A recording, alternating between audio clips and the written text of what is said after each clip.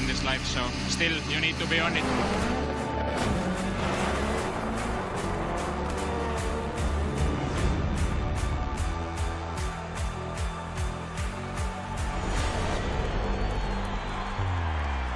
It all comes down to tonight.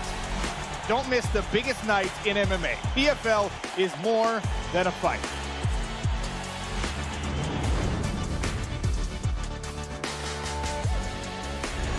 Catching up on any NFL game is easier than ever before.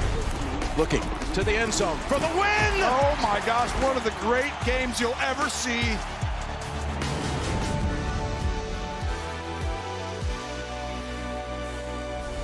The competition is back, and the UEFA Women's Champions League looks set to be bigger and better than ever before. It's their time, a night to remember.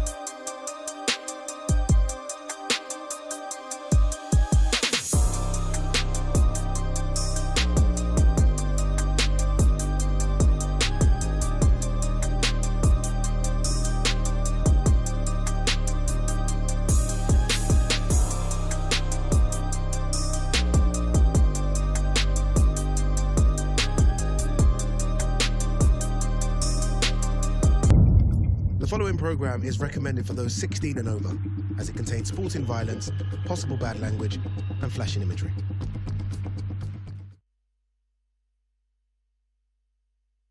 This is the moment the world has been waiting for.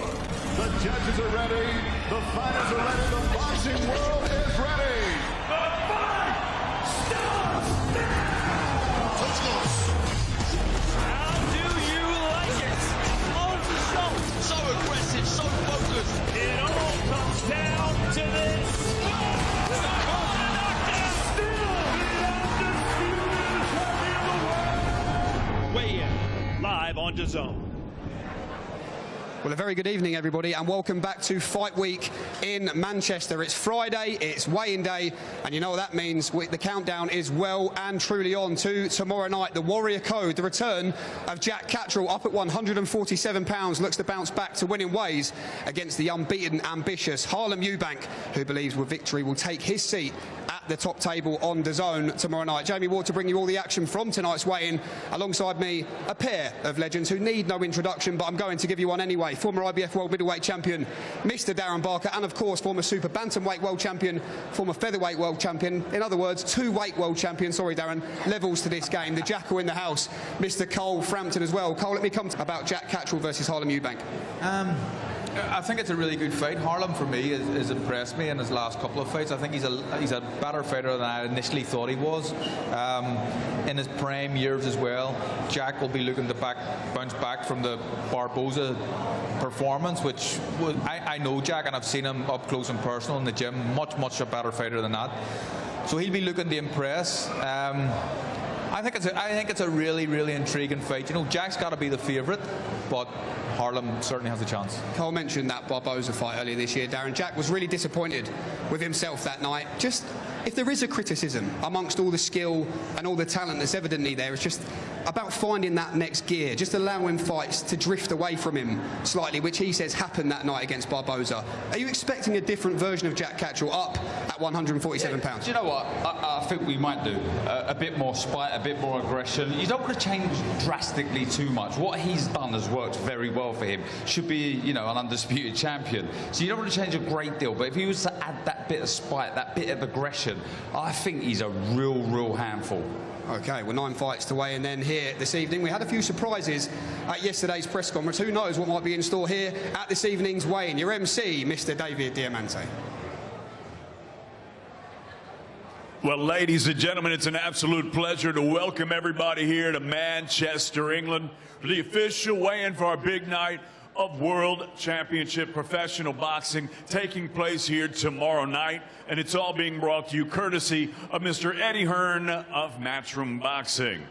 On the night, we're sponsored by Betfred, Drip, Riyadh Season, That Prize Guy, Tom Insurance, Victory Live, and Everlast.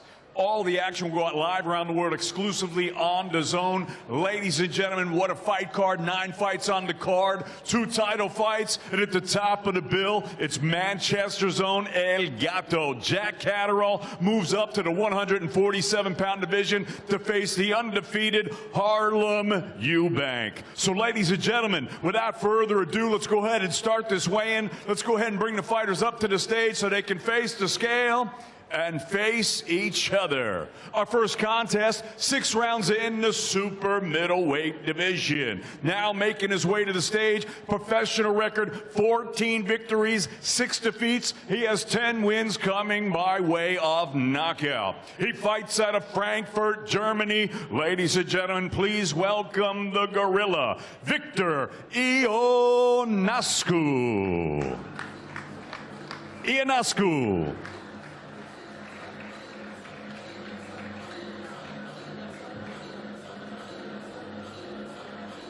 And this bout in association with Wasserman Boxing, now making his way to the scales, professional record, perfect. 15 fights, 15 victories, with 5 of them coming by way of knockout. Fighting out of Stockport, Cheshire, please welcome Niall, the Power Brown.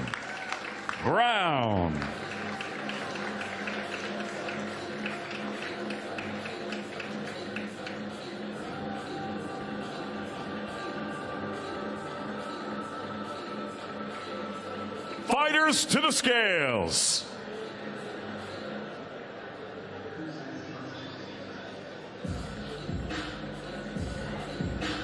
Victor Ionescu, 168.6. 168.6. Niall the Power Brown, 171.4. 171.4.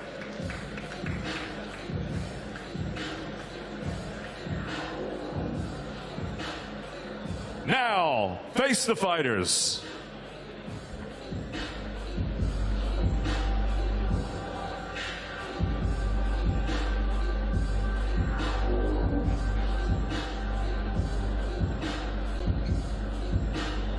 Victor Ionescu and Niall Brown, 6-round super middleweights, Matchroom Boxing in association with Wasserman Boxing, live on DAZN from Manchester, England.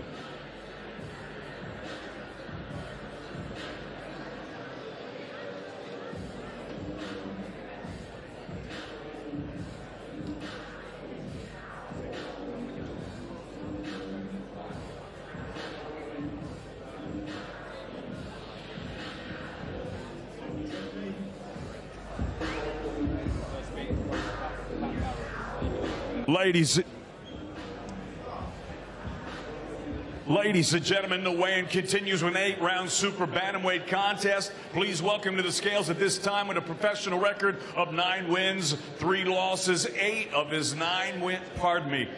her 9 wins coming by way of knockout. She fights out of Santa Cruz de la Sierra, Bolivia. Please welcome Carla, La Princesa Gonzalez.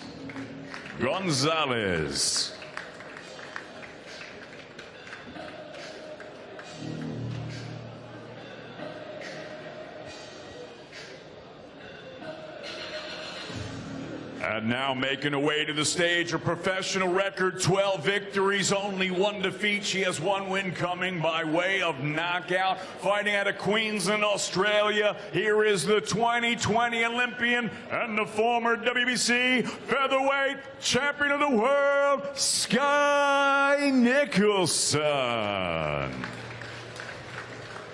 Nicholson.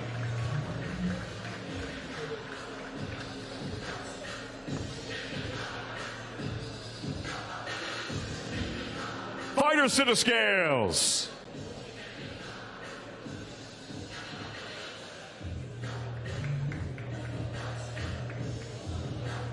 $122.7 for La Princesa Carla Gonzalez. 122.7. 123.9 for Skye Nicholson. 123.9 for Skye Nicholson.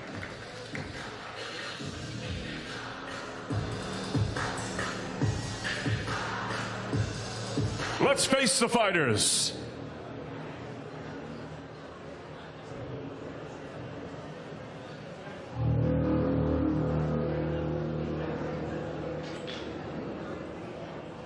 Skye Nicholson, Carla Gonzalez, 8-round super bantamweights matchroom boxing live on DAZN from Manchester, England. Yep, this one made then at 124 pounds in between that super bantamweight and featherweight limit. Lost for the first time as a professional earlier this year against Tiara Brown. But much like you did, Cole, you bounced between the 2 weights. This will be a good gauge for where Skye's at physically. Yeah, to be. I mean, she'll have to figure out what her weight division is going to be, what's going to suit her best going forward. But this will be a good gauge for her. But she'll be looking to get back to winning ways after suffering that defeat, and no doubt she will. The weighing continues. Back to David Diamante. Our next contest, 4 rounds, super featherweights. Now making his way to the ring, he's a 6-fight veteran fighting out of York, Mo Wacko. Wacko.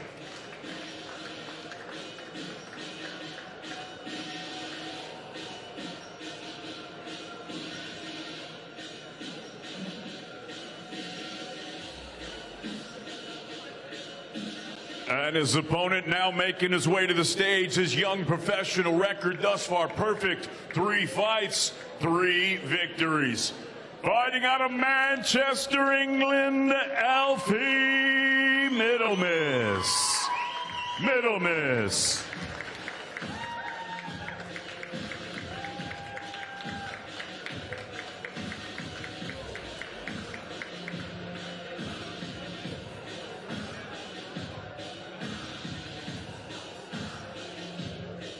Fighters to the scales.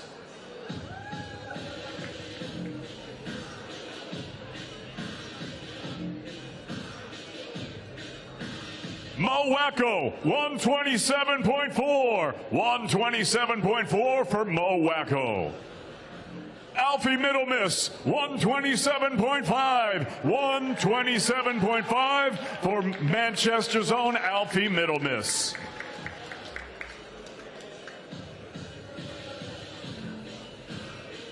Let's face the fighters.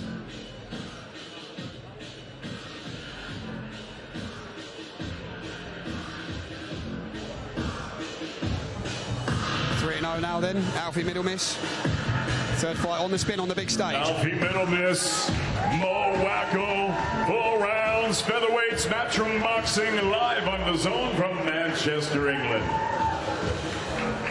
Trains alongside Jack Catterall, Pat Brown and Akib Fiaz. Darren, I'll just mention there, 3rd consecutive fight on the big stage, 2 matchroom shows, 1 big Queensbury card on DAZN as well. How vital will that experience be in this early stage of his career? Massive, and he's really buzzing off of the gym environment. Success breeds success. We say it all the time. He's a switched-on young lad, and he's really, really looking forward to putting on a good display. And you know who else is looking forward to putting on a good display? Is young Will Cruller. He's back in action as well tomorrow night. Here's David.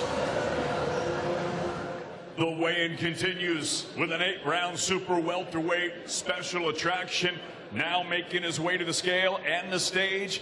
11 victories, 2 defeats, 2 wins coming by way of knockout. He fights out of Aberdeen, Scotland. Please welcome Fraser Wilkinson. Wilkinson.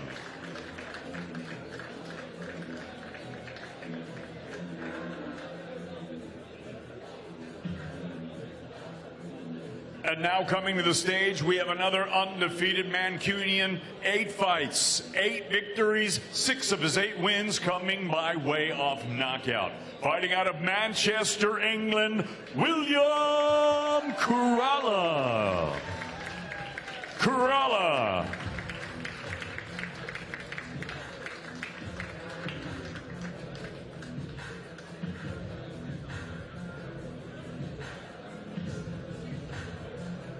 Fighters to the scales.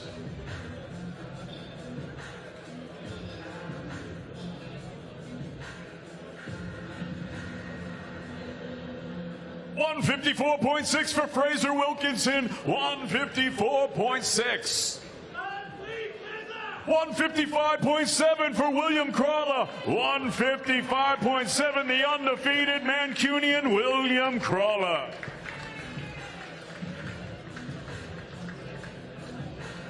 Let's face the fighters.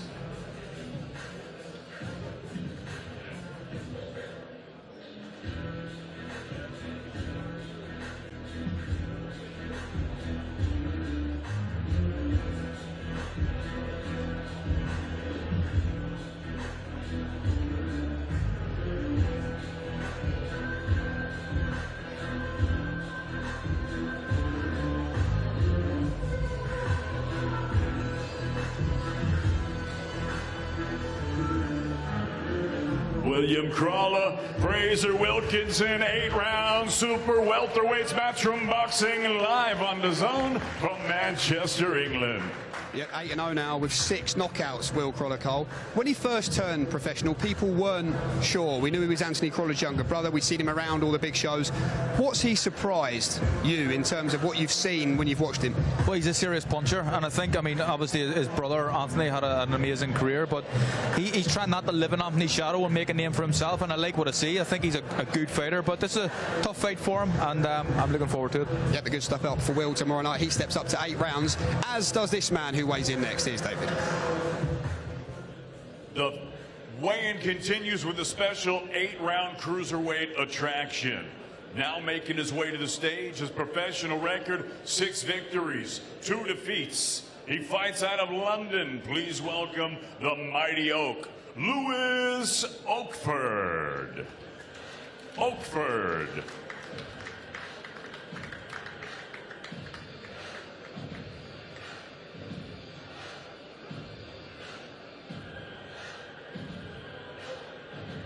And now his opponent making his way to the stage. His young professional record, perfect. 2 fights, 2 victories, and they both came by way of knockout. He fights out of right here in Manchester, England. Ladies and gentlemen, please welcome the 2-time national champion and the 2024 Olympian, Patrick Brown.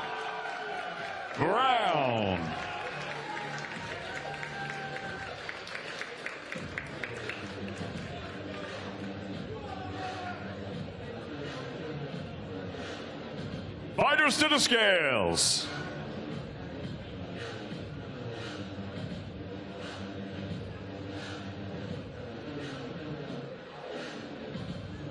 $204 for Lewis Oakford, 204 even for the Mighty Oak, Lewis Oakford. 203.8 for Patrick Brown, 203.8 for the undefeated Manchester's own Patrick Brown. And now let's face the fighters.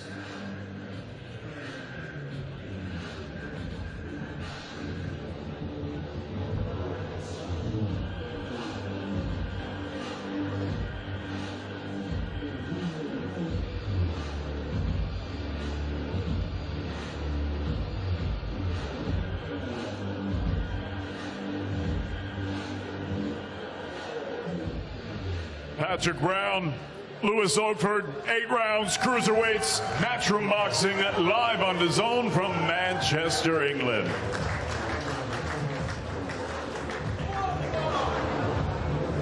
Fight number 3 then for Pat Brown. Tomorrow night, taking activity, Darren, to a whole new level, because of course he moved 2-0 just a fortnight ago in Birmingham. Yeah, I'll tell you what, he's ticking boxes, isn't he? You know, very, very popular, but he can wang, he can fight, he's fully focused on the task at hand. And me and Cole were both saying how big he looks. He looks solid on those scales. Really looking forward to seeing him in action again. What is there to like, Cole, so far about Pat Brown? He's an aggressive puncher, and I think that he brings excitement to the division. He's not afraid to. He wants to take risks now because he's not the youngest in the world. People forget Pat Brown, I think, probably won the fight that he didn't get the decision in the Olympics. I mean, we could be talking about an Olympic gold medalist here if things had went correctly for him, but kid has a lot of talent and can really punch. Very, very exciting. Well, Pat Brown's stablemate Akib Fiaz also in action tomorrow night. He's going to weigh in next. Back today. Ladies and gentlemen, the next contest, 10 rounds in the lightweight division. Now making his way to the stage, professional record, 13 victories, only 1 defeat. Fighting out of Salford, Lancashire, please welcome Super Alex Murphy. Murphy.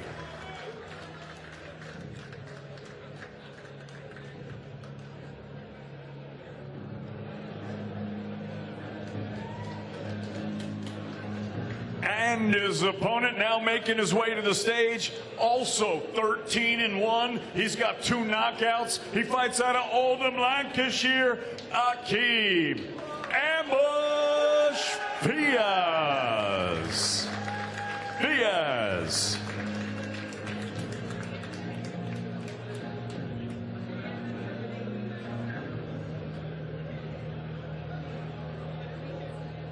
Fighters to the scales.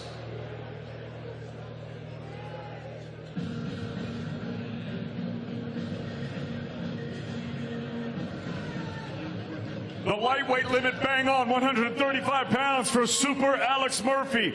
The lightweight limit of 135 pounds for Super Alex Murphy. 133.9 for Ambush Akib Fiaz. 133.9, both 13-1.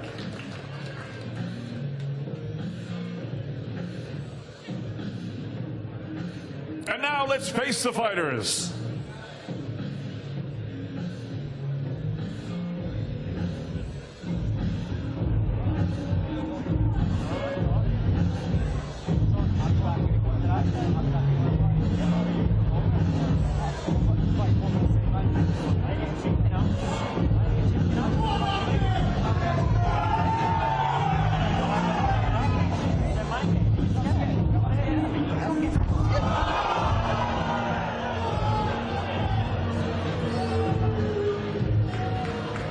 Alex Murphy, Akib Fiaz, 10 rounds lightweights, Matchroom Boxing live on DAZN from Manchester, England. That just shows you when the weight starts to come down, the tempers do change, Darren, because you did a face-off with these two yesterday and it wasn't quite like that.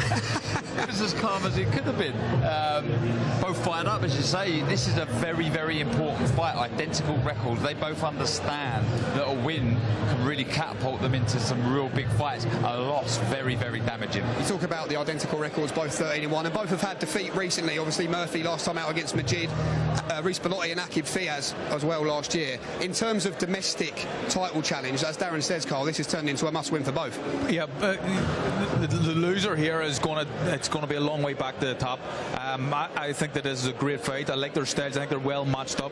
Akib Fiaz, for me, I don't think he's reached. We haven't seen the levels that this kid can reach. I've sparred him. Unbelievable fighter in the gym. He needs to prove it on the night, but a tough fight for him tomorrow night. Yeah, look forward to Fiaz versus Murphy tomorrow night, and also the beginning of what many think might be something very special. Here's David. Ladies and gentlemen, the weigh-in continues with a 4-round heavyweight contest. Let's bring the fighters now to the stage. Making his way to the scales at this time, 22-fight veteran from Burgas, Bulgaria, Milan Paunov.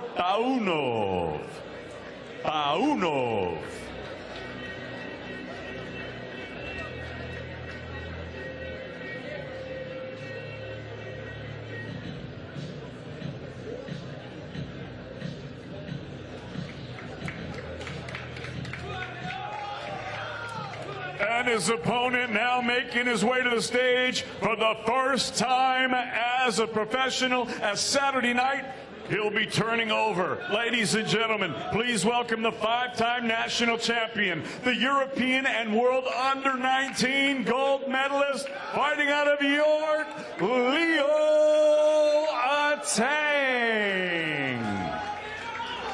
Atang.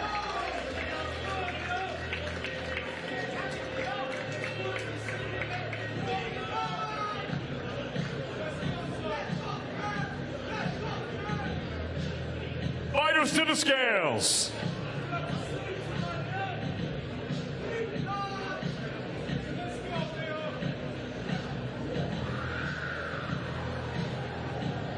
$218.7 for Milan Paunov. $218.7 for the first time on the scale as a professional. Leo Atang, 226.3. 226.3 for Leo Atang.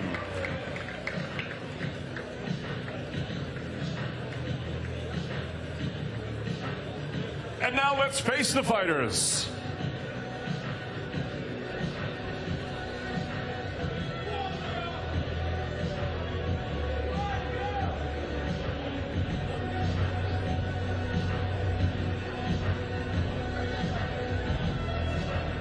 Leo Atang, Milan Paunov, 4 rounds heavyweights, matchroom boxing, live on DAZN from Manchester, England.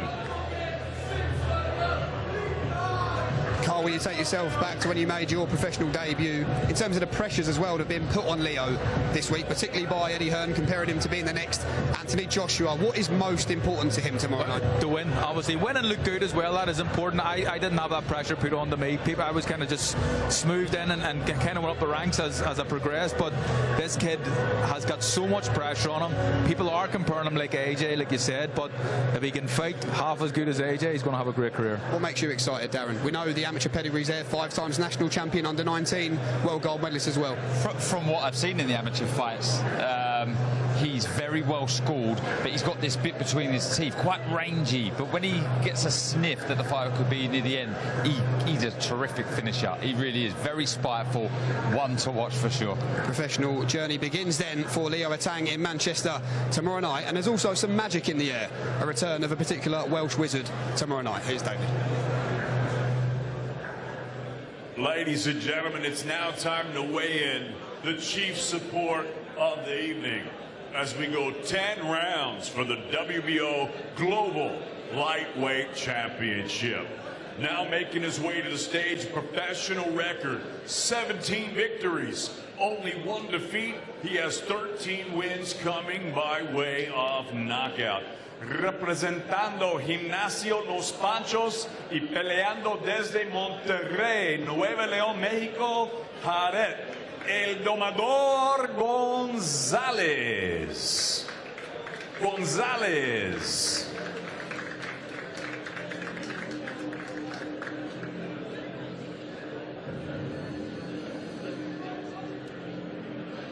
And his opponent now making his way to the stage. His professional record, 17 victories, 1 defeat. He has 9 wins coming by way of knockout.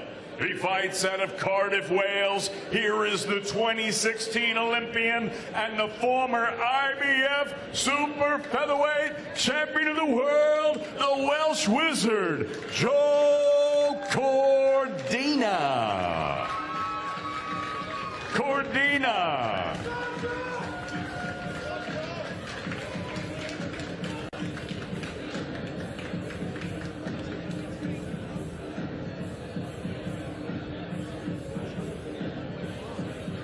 Fighters to the scales.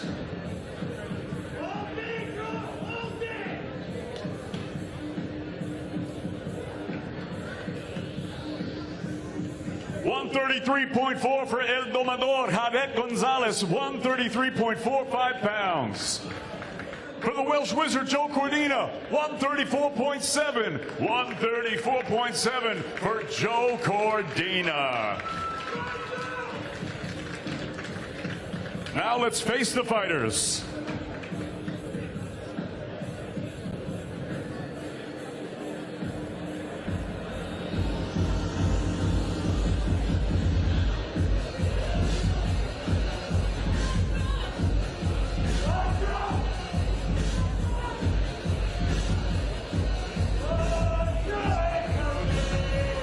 Knowledge Wizard versus El Domador, Joe Cordina, Jared Gonzalez. 10 rounds for the WBO Global Lightweight Championship.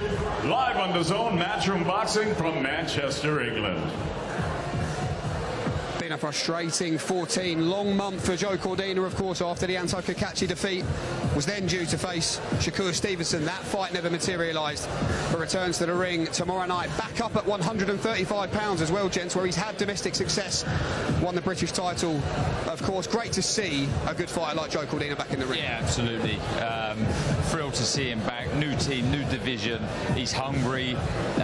Really looking to put on a good display. I'll tell you what, we can testify for this. When you've been out of the ring for a long time, the last sort of person you want to be facing is someone who can hit as hard as Gonzalez. 13 knockouts, because it takes some getting used to. When you've got those little gloves on, taking the shots. Yeah, these Mexicans. Well, we've seen the dangers of late, Cole. I mean, I was talking to our interpreter, Kieran Simpson, in the Fight Week Hotel, and he said that this opponent that Joe Cordina's in with, Fedor Gonzalez, is good friends with Francisco Rodriguez, who, of course, we saw come over and beat Galal Yafai last week. They shared a gym up until he was 17 years old. There's dangers there always. There is danger. I mean, you'd have given Joe a bye ball for taking a much easier fight after the year that he's had, the year of inactivity, and fights falling through and everything else. But I think that Joe, this is going to suit Joe, this weight. Look, it was clear to see in his last performance at super featherweight that he did struggle to make the weight. And Anto Kakachi took advantage of that. But Joe is a quality fighter, and he will be looking now to become a two-weight world champion, which I've no doubt he can. He's such a talented fighter, and the weight, I think, for him was an issue. 100%. The difference, Joe, on the scales there compared to super featherweight, you know, night and day. And I'm with Cole, with the speed that he has, the boxing know-how. I think he'll generate more power now at lightweight. What are the big dangers then against a fighter like Gonzalez tomorrow? I mean, the 13 knockouts on the record, from the 17 wins, there's 13 knockouts. We know how the Mexicans fight. You know, there's almost a curse round here. They just get stuck in. You know, that first bell goes, they come to fight. They're in these they take these opportunities to change their life. Yeah. You know, and we've seen it time and time again, haven't we? So he's going to have to stay switched on for every second of every round, Joe. Should he be too good, Cole, Joe Cordina, on his day tomorrow night? Absolutely. I mean, Joe's a much better fighter than Gonzalez, but I mean, that doesn't always win you fights, and we've seen plenty of times where the fighter who's not as good as the other fighter knocks someone out. So, I mean, there's a potential that could happen. Again, Joe dipping his toes in a new division, and like I said, I think you could have given him a bit of a bye ball for having an easier fight. So, credit to him for taking this fight, but I think it's important for him at his age and the stage of his career that he needs to build momentum and start getting back in line to fight for big titles. Talking about that momentum, as fighters, I want to ask you, because people say, look, you're training in the gym, but it's like football. You're only really match fit when you're playing games. 14 months out is a long time. What are the biggest obstacles he'll have to overcome tomorrow? Yeah, finding your timing, your distance, and like I said to Cole there, you know, taking the shots with the small gloves again. You know, it takes some getting used to. So I just think, you know, it might take him a few rounds just to get his eye in, but I agree with Cole. You know, the class should come through, should shine, and massive hats off to Joe for taking this opportunity. And back training in Cardiff as well, training with Gary Lockett now. He's always said, Joe Cordina, always been very honest. His dream when he turned professional was to win a world title. He's done that twice now, as you say, looking to do 3 times over 2 weights. But he always said after he won that world title, it became about his family. A happy fighter is a dangerous one. That's a well-known cliche in this sport. Do you think that will suit him as well, being back close to home? Yeah, I mean, each to their own. Some fighters like to stay at home and train and have home comforts. Others like to go away. I like to be away and not have any distractions, really, and just fully focus. But I mean, that's an individual decision, isn't it? And each fighter can make that decision for themselves. So I imagine, listening to some of the things that Joe Cordina has been saying, that it's going to benefit him. And Gary Lockett is a quality trainer as well. You know what I mean? He's going from one good trainer to another good trainer. So I imagine we're going to see a really hoping to see a polished performance from Joe tomorrow night. Echo those thoughts, Darren? Polished, is that the right word? Yeah, and I like what I've been hearing from Joe, not just in front of camera. When I've been speaking to him, he's really got the bit between his teeth. He's not finished with boxing yet. He really wants to go on and achieve really big things, further big things in the sport. So yeah, I like the hunger shown by Joe. Talking about bit between the teeth, you know Jack Catterall well, of course, Carl. We went up and filmed with him the pre-fight documentary on DAZN. definitely a different edge, and he keeps talking about the need to win this fight, to keep his dreams alive. Back-to-back defeats don't look good on any fighter's record at this level. Can you understand why he feels that way? Oh, look, he has to win. I mean, Jack can. Everybody knows what happened in Jack's career, and we all. I mean, most of the world think that he beat Josh Warrington and should be an undisputed champion, but that never happened. He's got to forget about that now and continue on with his career. It would be such a travesty if Jack Catterall finishes his career and isn't able to call himself a world champion at some stage. Mental, really, when you think about it. But Jack is in a tough fight against Harlem. First fight up at welterweight as well. Dangerous fight for him, but Jack at his best. I've seen Jack. Jack is one of my favourite fighters to watch in the gym. So special in the gym, but he doesn't really replicate that on fight night. I think a lot of that's down to the weight and conserving energy. Now he's up at welterweight. I think we'll see a better performance. What is there to admire, Darren, about Harlem Eubank? Look, desire. You know, we've heard him talk about this Eubank supremacy, and you know, he wants to be a big part of this. He wants to make a name for himself. You know, it's been the two Chris's that have stole the headlines, obviously, and it's an opportunity for him now to show that he belongs at the top table. You know, he's a very, very good fighter. Many are calling this his breakthrough night, and it's an opportunity for him to show that he is a world-class fighter. A lot of pressure, but I think he's ready for the challenge. He says he's going to take Jack Catterall out. That's how he wants to win the fight. He wants to win it in style. Jack says if he tries to do that, he's going to run into a whole lot of trouble here in Manchester. Do you truly expect Harlem to be on the front foot and try to do exactly that in this fight?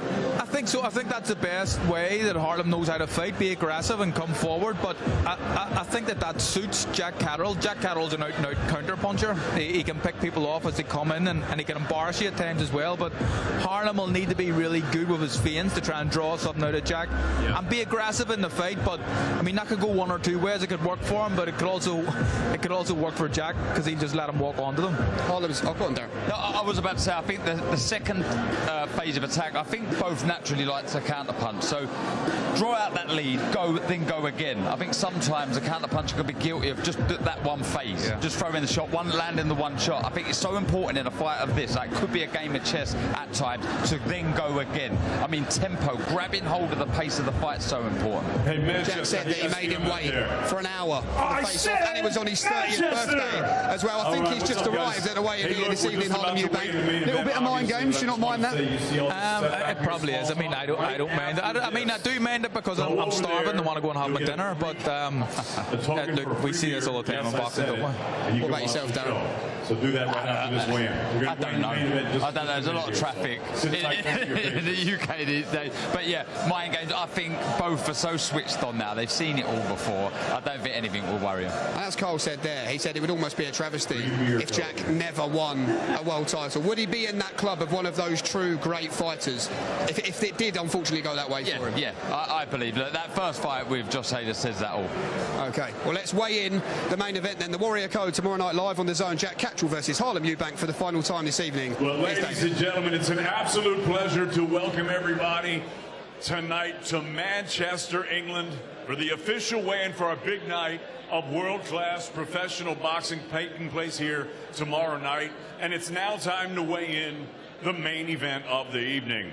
As Mr. Eddie Hearn from Matchroom Boxing, in association with Wasserman Boxing, are proud to present 12 rounds for the WBA International and the IBF Intercontinental Welterweight Championship.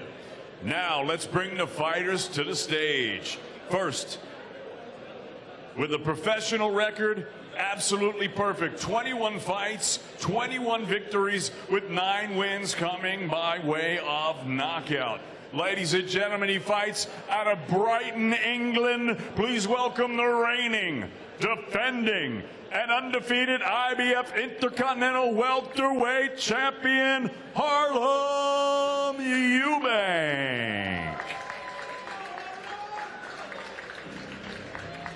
Eubank.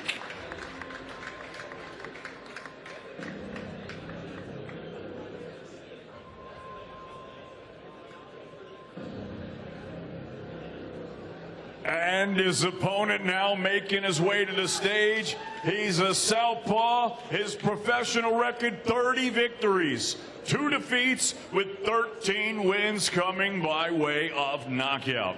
Here is the former British and WBO European and Intercontinental Junior welterweight champion and the former world title challenger, fighting out of Chorley, England, El Gato, Jack Catterall. Catterall.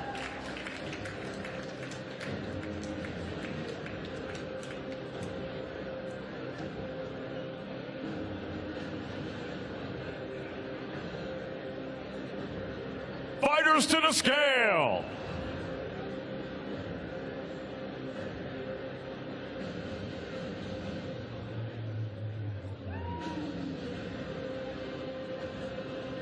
$146.5 for Harlem Eubank. $146.5 for Harlem Eubank. The same, $146.5 for Jack Catterall. $146.5.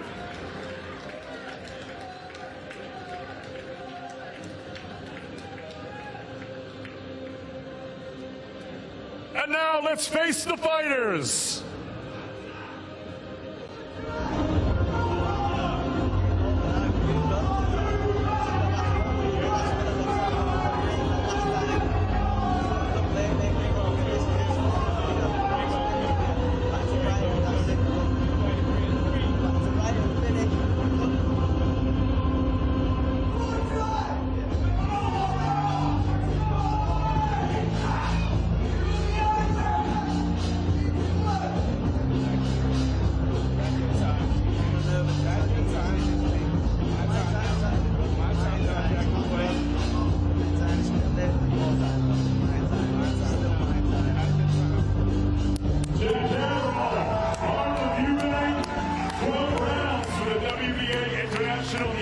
Intercontinental Welterweight Championship, Matchroom Boxing in association with Livestream Boxing, live on DAZN from Manchester, England.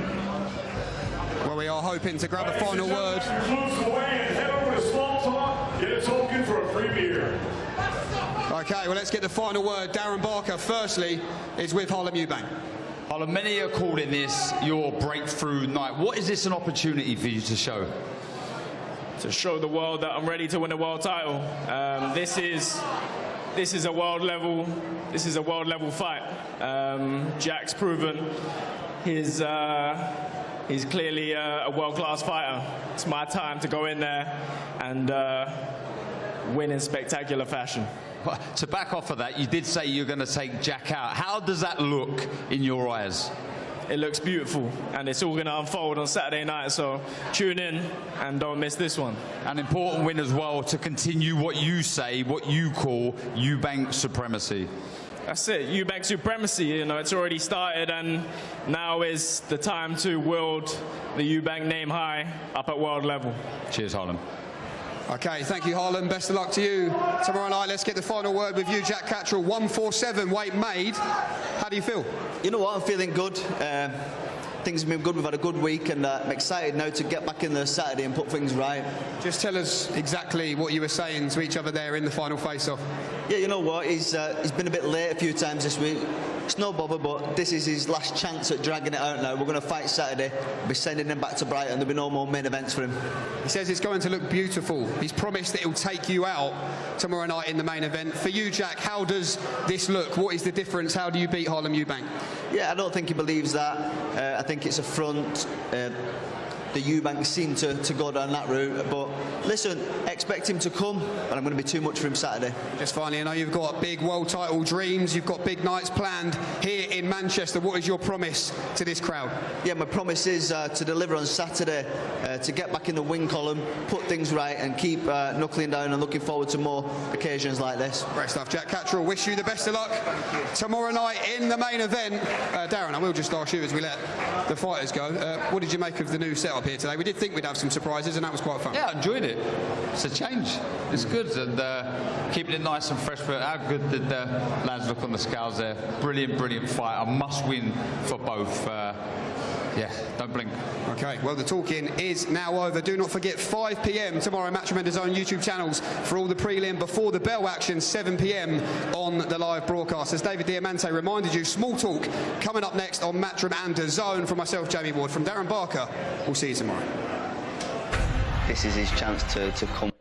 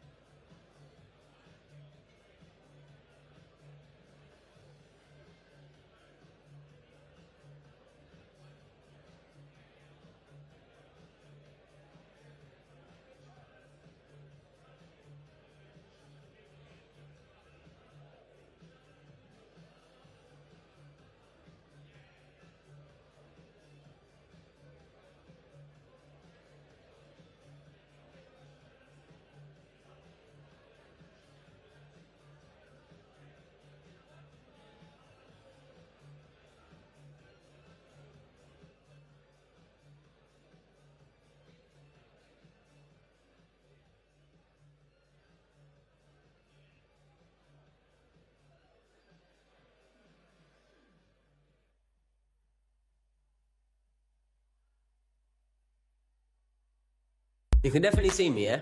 We are in shot, aren't we? They must be able to see us. I think it's this way. Can't take it, it's too heavy. We are the stars of the show, Charlie. Get a move on, come on, Chan. Big boxing, small talk. Well, ladies and gentlemen, welcome back. What a weigh-in it was ahead of tomorrow night. Small Talk's changed the way you see it slightly. Now a preview show on the Friday. As always, joined by former IBF flyweight champion of the world, Sonny Edwards. The fantastic Cole Frampton, who's been with us throughout the week and will be with us throughout the week. Jamie Moore couldn't be bothered to dress up, so he's in shorts. And Nigel Travis has turned up because he's heard there's a free bar. Anyway, let's talk about it. A fantastic fight card tomorrow. Harlem Eubank in the ring. Jack Catterall, step up to 147 pounds.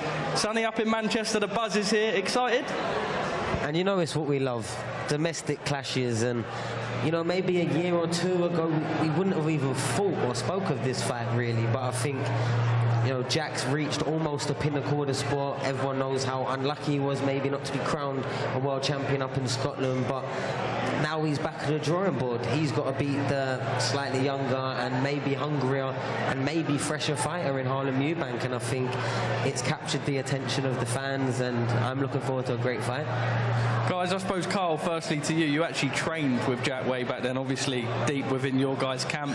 Excited for tomorrow, not to be last time out. It was a matter of keeping momentum up at 147 pounds. How do you see it just 24 hours out?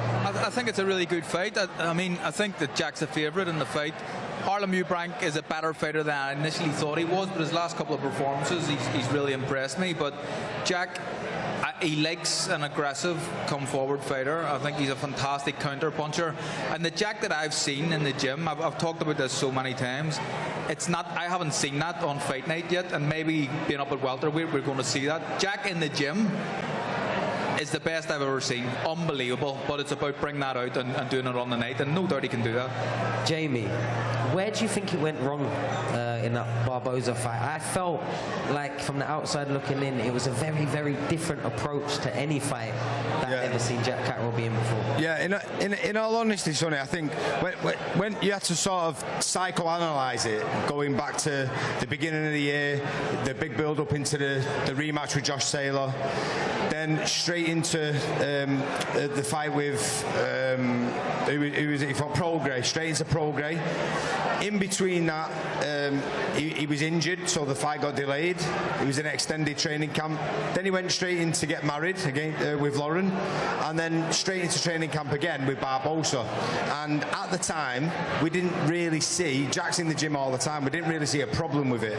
And in hindsight, now when I think about it, it was probably fatigue, you know, a big crash from the build-up to the Prograis fight and the Taylor fight.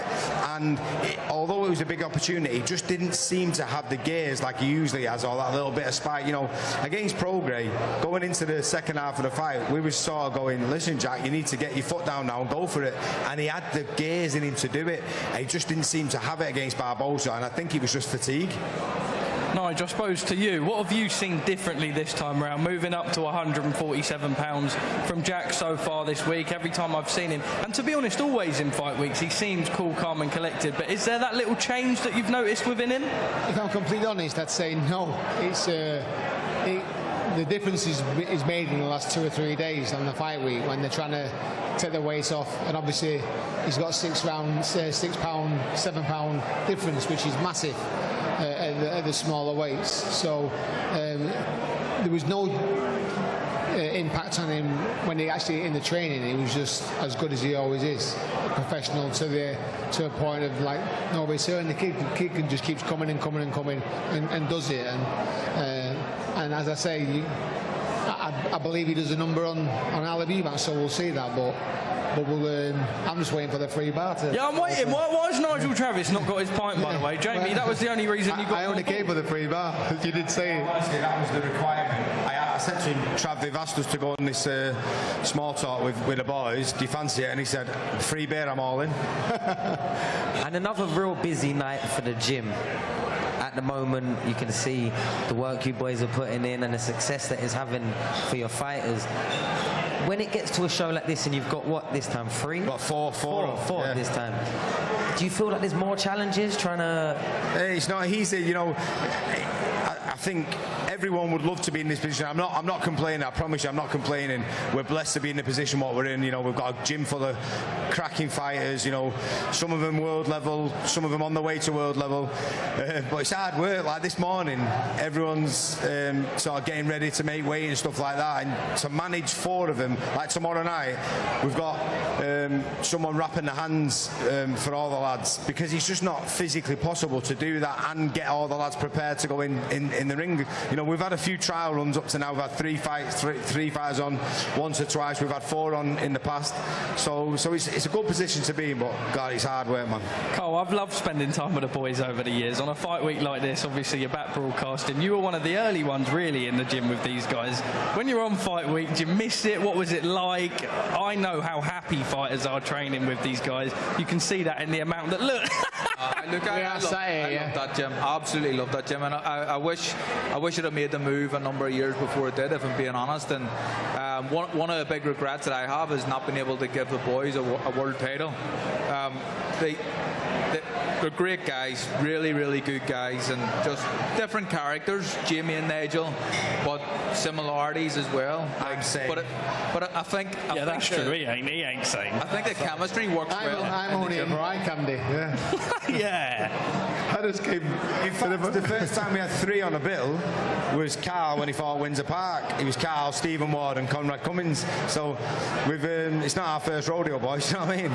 Nigel, you've got amateurs in the afternoon. Is it just everything that you live, breathe, and love? Every time I see you, you're always up to some sort of mischief. But there is that deep-rooted personal side of that affection and love for boxing.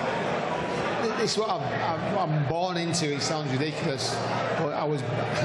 Kids are born to fight. I was born to be involved in boxing. My father, he was a national coach and a phenomenal coach, and is still involved in it. But I've done it all my life. I can never remember not being in a gym. That's where I've spent all my childhood, and so it's the right lineage to do, just to carry on. And obviously, the amateurs is my passion, because then the kids whose lives are changed.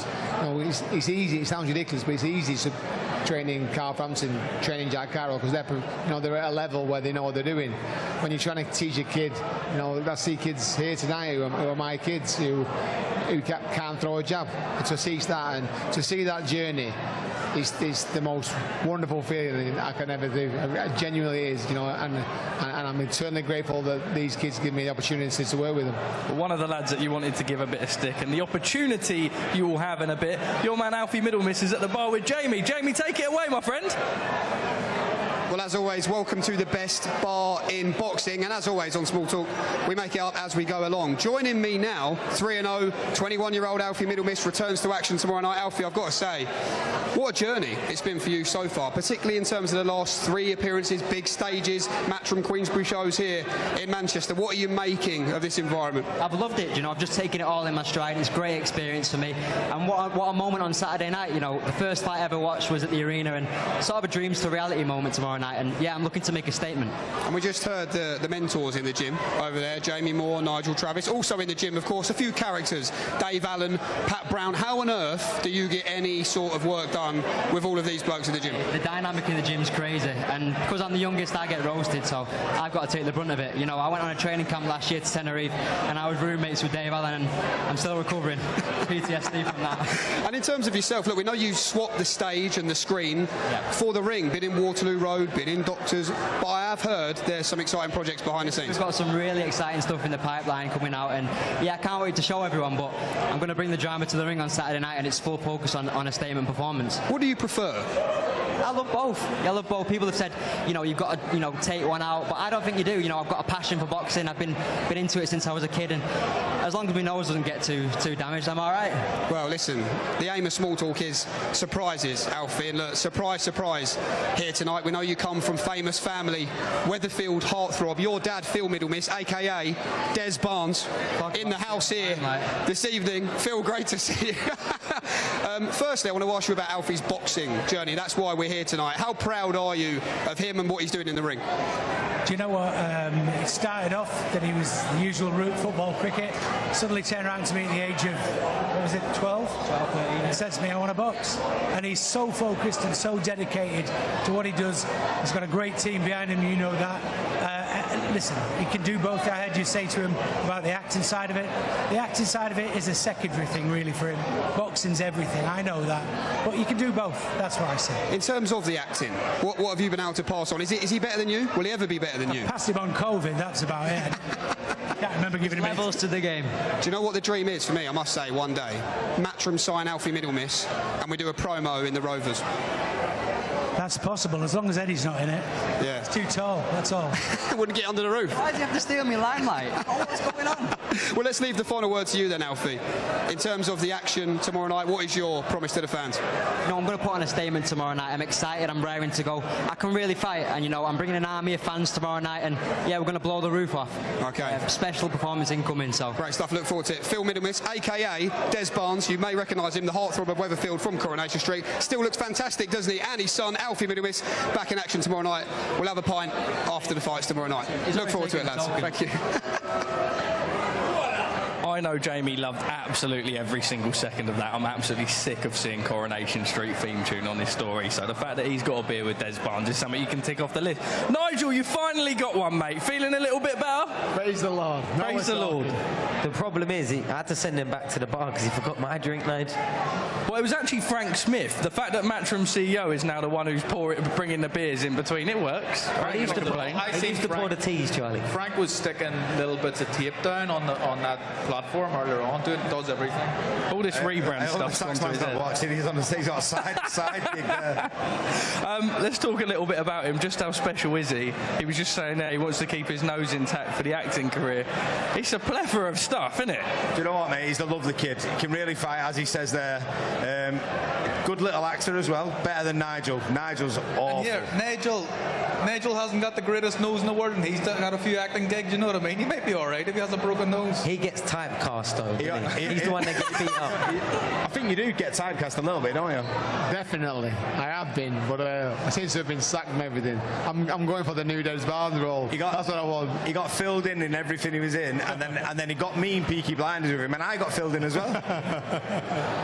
Sonny, I suppose just quickly, the rest of the card, obviously your man Leo Atang returns to the ring, just excited, and I suppose when you throw to those guys as well, watching someone 18, soaking it in so young, loving every second of it, excited for that?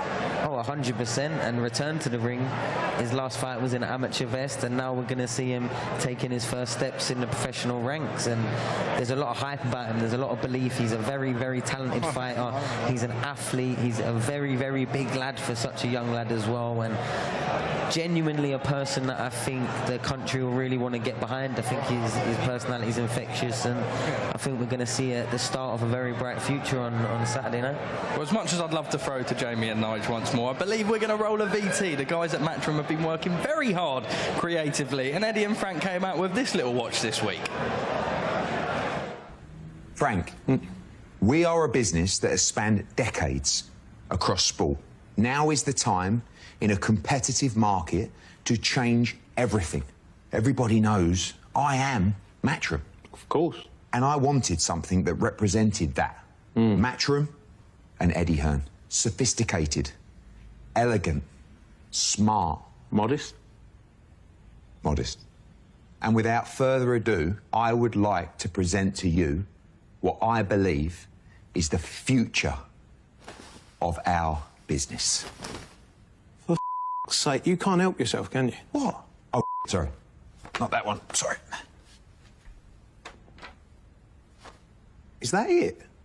What do you mean, is that it? You just added the word boxing back from years ago. We took boxing away years ago. No, I removed the dot. That was my favourite part. I put boxing in, I opened up the space between the letters, and I changed the font. Sans serif. Cost me 200 grand. Should have just kept the poxy full stop. Well, I'll be honest with you, I'm absolutely baffled by your response, so take the floor, Warhol. What you got? Who? Go. Unlike you, this isn't about being classic. This is about being bold, youthful, innovative. What a load of... What an... Wait. It's all right, it's all right. That's the kind of reaction we want from the boxing fans. Look at that. What on earth is that? It's an M and a B. Look at the negative spacing in there. It's 11B. What has 11B got to do with Matchroom? Look, M, B. It's got negative spacing. The kerning's all off. What do you know about kerning? What colour is it? What are we going for, pink or... That, my friend, known in the trade as coral, but to us, it's sting red. We are going to get hammered for this on socials. What are we going to do? You're the CEO. You make the call. I mean, I don't want to be rude, but...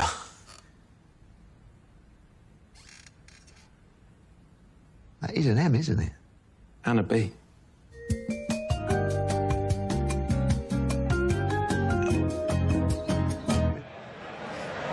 The game is absolutely gone. I've heard this man say Sting Red 100 times this week. 11B, Sonny, thoughts?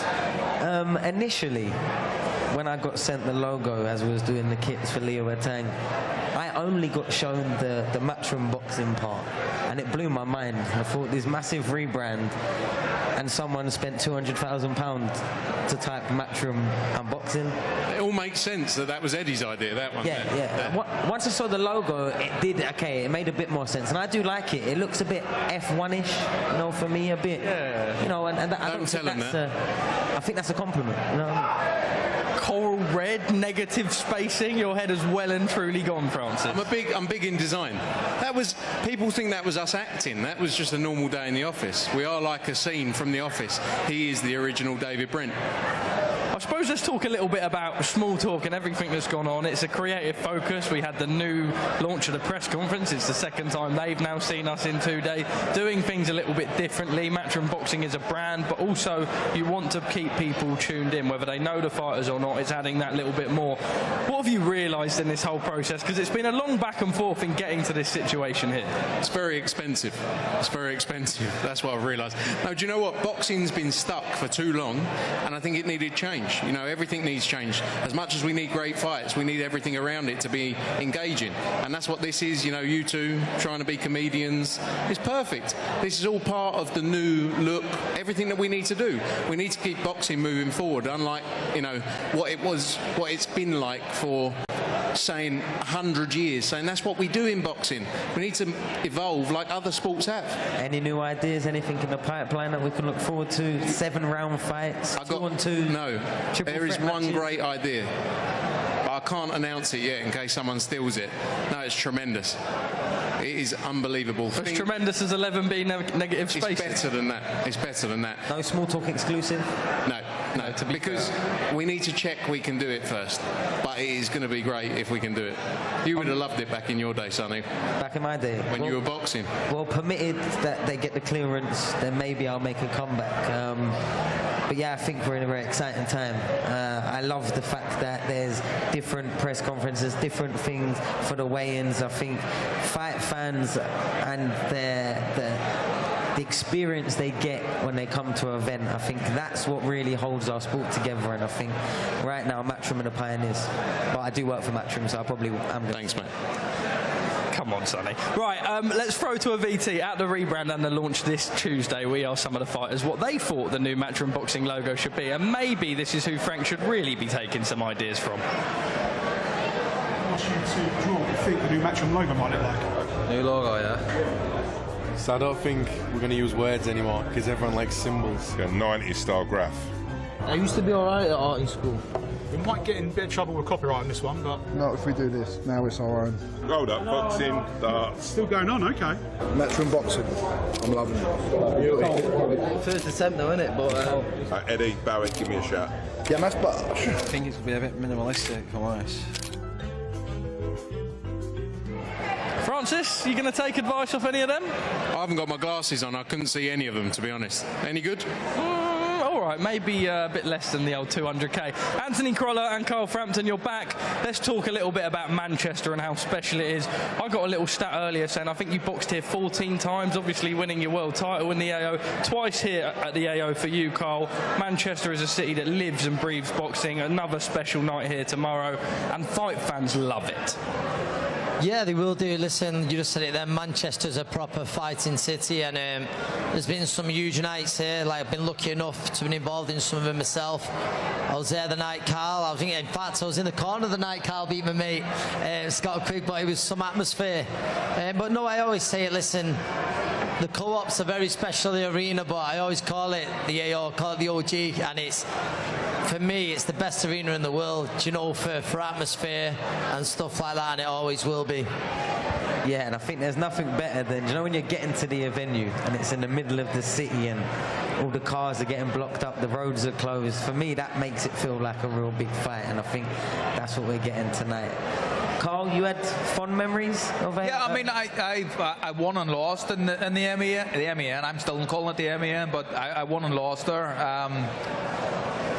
But the atmosphere at both occasions was incredible, and I think that Manchester, there's a couple of cities scattered around the UK and Ireland that are very similar in terms of the atmospheres they can create. And Manchester, Liverpool, Belfast, Glasgow, maybe Cardiff as well. There's a few, and Manchester certainly is one of the top ones. And always when it's a big fight night, and again a local rivalry as well, I think the atmosphere is going to be pretty special. Frank, whether it be the next gen that you had for Pat Brown just down the road in Altrincham, or these big Jack Catterall nights, etc., the rest that you've hosted over the years, like Carl says, Matchroom boxing fans get up for it every time. It's a special place, whether that be the co-op, the AO, or the MEN as it was. A great place to stage these big nights. 100%. Manchester's always been one of the capitals for us around the world. We're lucky enough to do shows all over the world, not just the UK, Ireland, but everywhere. And when you come to Manchester, the atmosphere is second to none. You saw it when Pat Brown debuted in Altrincham. Sold over 1,000 tickets on his debut. That's the start of his journey, and it's going to continue to build and build and build and go back to those old nights we saw with the likes of Crolla, you know, packed out in there. I remember when Carl boxed Scott Quigg in there. The atmosphere, probably one of the best things I've ever seen. Although we were on opposing sides at the time, it was a night we'll never forget. So it's a special venue, and lots more to come there. And now returning and supporting your brother, how different does it feel coming to your home arena? Yeah, it's not for you no more. Nah, do you know what? Obviously, you'll be the same with Charlie or with anyone you look after. You get a little bit more nervous for them than when you was fighting, because you're only in control so much of it. When you was fighting, you're driving it, you know what I mean? You're at the wheel. But at the same time, listen, he's my little brother, but I can't treat him different to any other fighter. So, of course, there's nerves, but you can't let emotions get involved with it. I think I always say a fighter can't fight on emotions, and a coach can't coach on emotions either. So, yeah, but listen, it's very special for the family, special for people who come out and watch him. And, yeah, I'm buzzing to be a part of it. Well, on that note, let's keep it in the family, because Jamie Ward is at the bar with your brother, who fights tomorrow night. Yeah, welcome back to the best bar in boxing. I'm joined by the self-proclaimed more handsome Crolla out of the two of them. I don't know, let the viewers at home make their mind up on that one, Will. Yeah, but I'd give it me. I'd definitely give it me. Like, no chance about it. He's had his day now, and he might be touching into that Silver Fox thing, and throw him a few greys now, but I'm giving it me. I've got to ask you, I remember being ringside for your professional debut. Wasn't without drama at the Manchester Arena a couple of years ago. It's just past the 2-year anniversary, actually. But when you think about where you're at now, 8-0, 6 knockouts, 5 first-round knockouts, what makes you smile about the story so far? I don't think I'd recognise him in my debut. I thought the other day I was watching me fight, and I thought, I couldn't even watch it. I thought, who's that? But no, the improvements day and night, and it's just down to hard work. And I think I boxed at the arena twice. There've been knockdowns in both fights. I'm going to keep that streak going weekend as well. And back at the famous old arena, of course, tomorrow, stepping up to 8 rounds as well. What do you believe that gives you more than anything? Obviously, it gives me more time, but I think it really benefits me. Like that last fight, I got so much confidence from doing the full 6 with a good lad, and you'll see a massive improvement again Saturday night, and another good win. Did that do you good in the end, doing those 6 rounds? Because like we say, you've been bowling everyone over pretty much in the first